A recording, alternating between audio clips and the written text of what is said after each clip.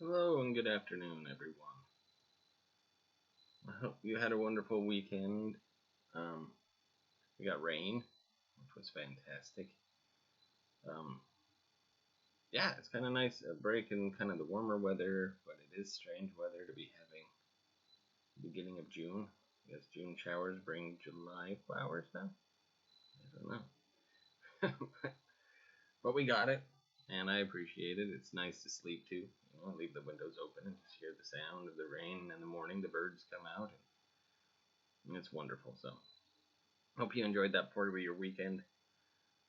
Today we have a class. So, this month is Pride Month. And so we're going to go over something. I'm not sure if it's a history class or it's kind of a history class.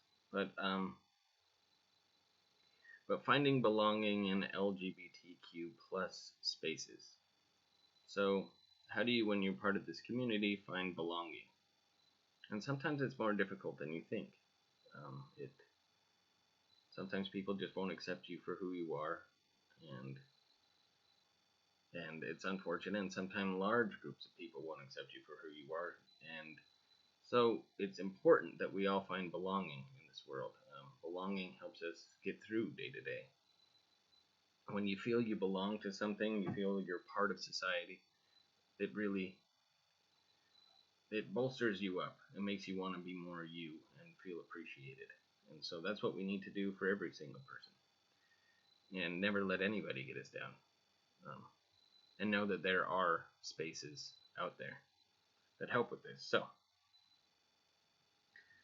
I found this article.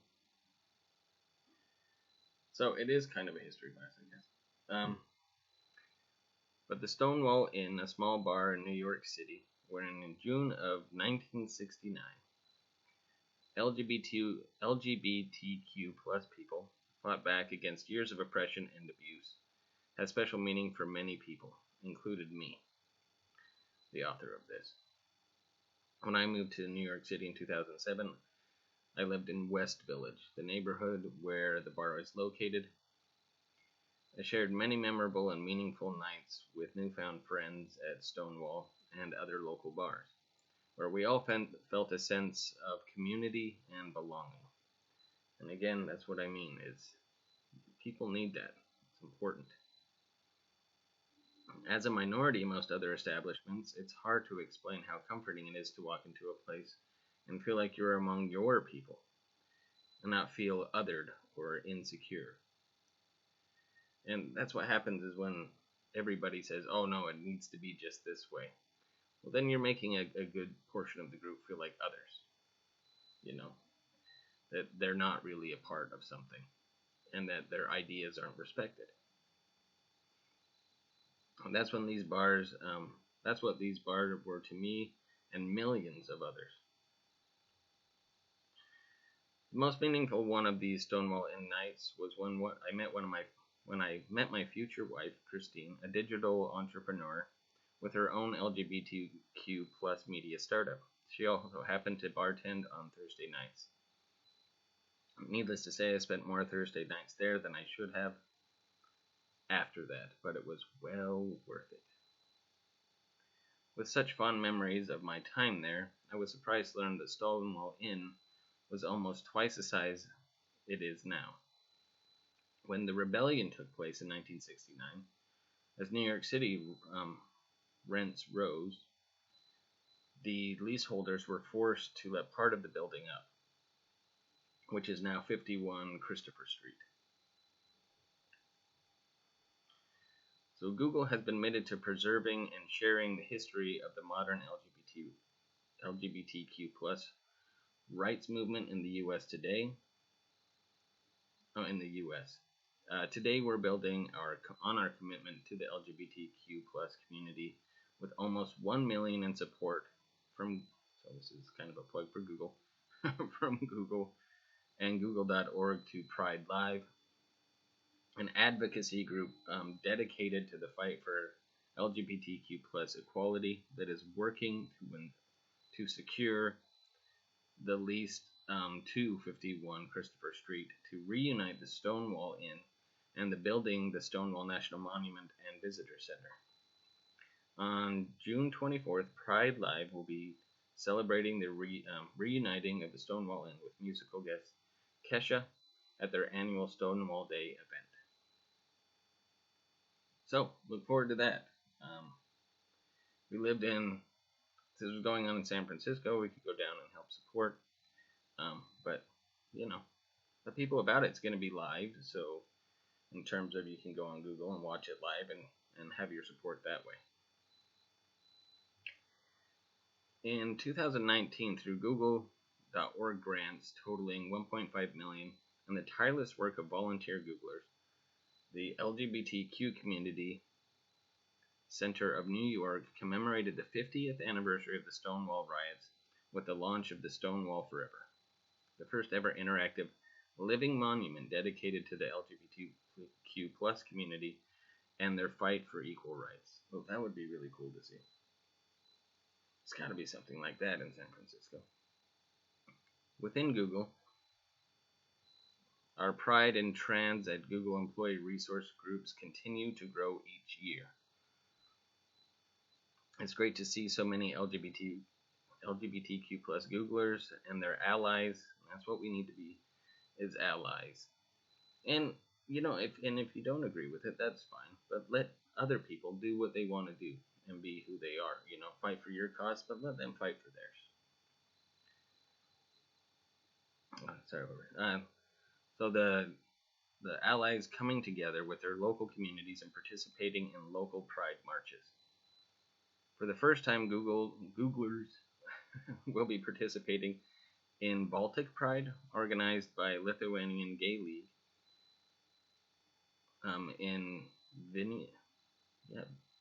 Vilnius. We will showcase a Google Arts and cultural piece about Harvey Milk, which, of course, we know about Harvey Milk.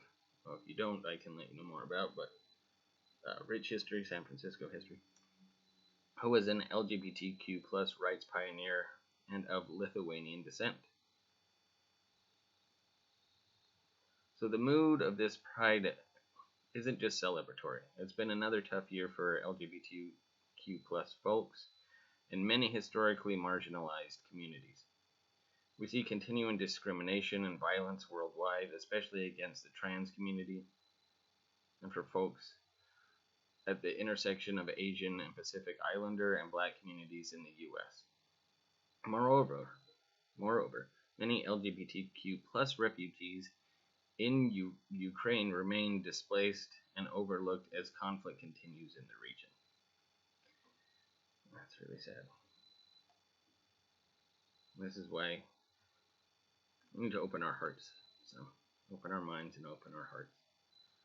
Given the challenges facing so many LGBTQ plus people, we are donating to nonprofits that work directly with the community. Googlers will be able to donate to nonprofits during Pride Month, and Google.org will match their donations to local LGBTQ plus charities around the world. So Google.org has made it a critical contribution to Outright Action International's Ukraine Emergency Fund. This program is delivering humanitarian support to LGBTQ plus refugees. This is good to hear, providing aid to neighboring countries and helping those that have been internally displaced and impacted by conflict. We're also providing donated search advertising and other tools to nonprofit organizations like GLAAD and the Trevor Project. I know a little bit about the Trevor Project, helping them spread awareness of their critical work and cultivate support for LGBTQ plus communities. And so they are also continuing their work on making products more inclusive and useful for everyone, including the LGBTQ plus community.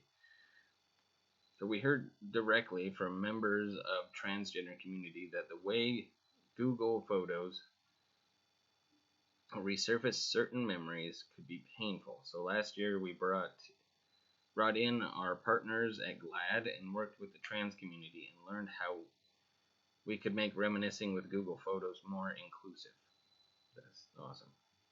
This effort led to launching more granular controls that let users hide certain photos from showing up in Google Photos Memories feature.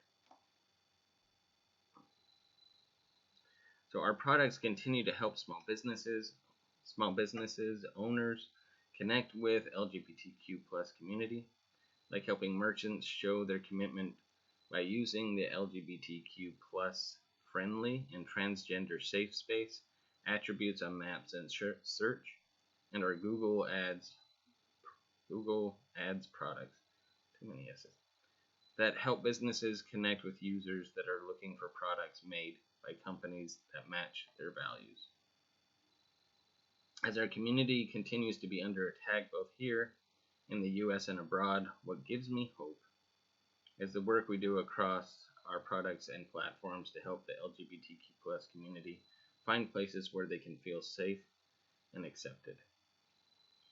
I found the Stonewall Inn and I found my wife. So many other establishments like the Stonewall Inn play a vital role for many in our community. They are more than just places where we socialize and gather.